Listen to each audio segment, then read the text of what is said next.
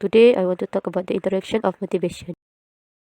From whole 1947, motivation is intrinsically motivated activity was said to be one for which the reward was the activity itself. The research is investigated the task characteristics that make activity interesting because learning theory.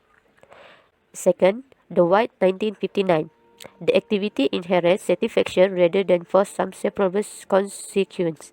The intrinsically motivated person is moved to act for the challenge itself rather than because of external pressure or reward. The third, Ryan and Stiller, 1991. Israel motivation has emerged as an important phenomena for educators that naturally wellspring of learning and achievement that can be systematically catalyzed or undermined by parent and teacher practice. And the last one is Ryan 1995. A motivation which is instead lacking an intention to act, the motivate person behavior lack intentionality and sense personal, the result from not valuing an activity. Next, I will discuss about the biological theory of motivation.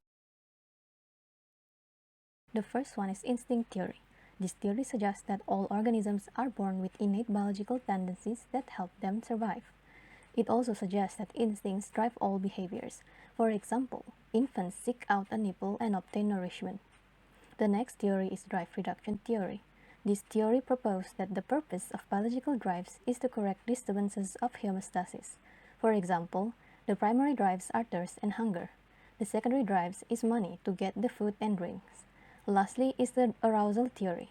This theory examines the influence of the neurotransmitter dopamine as a motivator in the body. Motivation is linked to biological factors that control reward sensitivity and goal-driven behavior. Next, I'm going to present about social cognitive theory of motivation. Social cognitive theory was developed by a Stanford psychologist named Albert Bandura. Social cognitive explores how people select, interpret, remember, and use social information.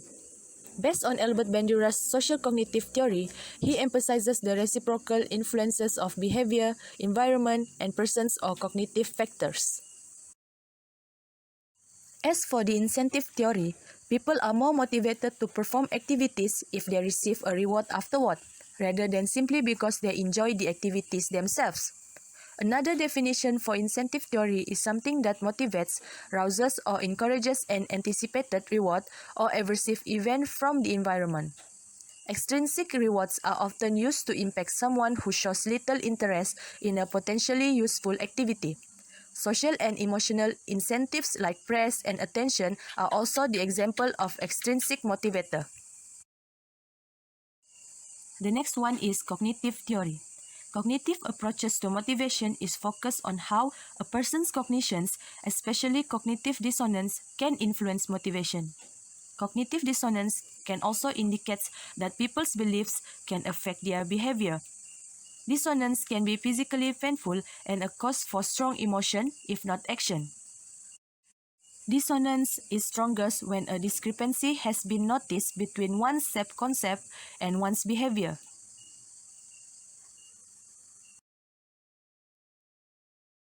I'm gonna explain similarities in biological and social cognitive theories of motivation. Although we may be predisposed to interpret information in particular ways, it is also true that learning plays a crucial role in our cognition. We are not born with the expectation that a particular food will taste good, but we quickly learn the ones that do. We are also likely to make attribution in a particular situation based on our memories of experience that we learned earlier. Those experiences may have resulted from pairings of events, pleasant or unpleasant outcomes, or the observation of others. To summarize, it seems likely that the rules by which we both develop expectancy and make attribution are influenced by biology and learning. In terms of rewards, both biological theory and social cognitive theory has to do with people needing of rewards, thus motivating them to act in certain behavior. For example, drive reduction theory distinguish in primary drive. People will be motivated or driven to drink water when they are thirsty to ease their thirst, usually necessary for survival. It is the same with incentive theory of motivation, in which people are driven to work in order to gain money. For instance, it will be motivated the person. Therefore, both motivation and cognitive work together to influence behavior. Next is the differences between biological and social cognitive theories of motivation. Firstly is the focus of motivation between biological and social cognitive theories. In biological theory, biological or physiological processes are the focus of motivation. Motivated behavior of organism is determined by the biological or physiological processes. In social cognitive theory, previous learning is the focus of motivation. Motivated behavior is determined by the success or failure of particular events. The success or failure will lead to an understanding of what will produce positive and negative consequences. From that, it will motivate us to repeat our positive and successful behaviors. Secondly is the needs in biological and social cognitive theories. In biological theory, biological needs consist of the need for survival such as foods, drinks, and sleep. In social cognitive theory, social cognitive needs include the needs for love, social approval, and so on. Thirdly is level of motives. Biological theory is primary motives. Primary motives drive us to achieve and satisfy our basic needs that ensure our biological survival. Primary motives are related with hungry, thirst, tired, fear, and avoidance of pain. Social cognitive theory is secondary motives. Secondary motives develop from social interactions. The needs in secondary motives may or may not be indirectly related to primary motives. Secondary motives include achievement, curiosity, and so on. Conclusion: what we learn from the motivation. The motivation is important in the sustained human life.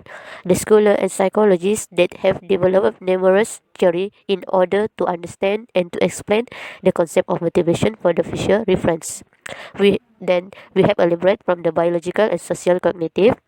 They are very important for us to know about the difference of motivation and social cognitive. That's all from us. Thank you.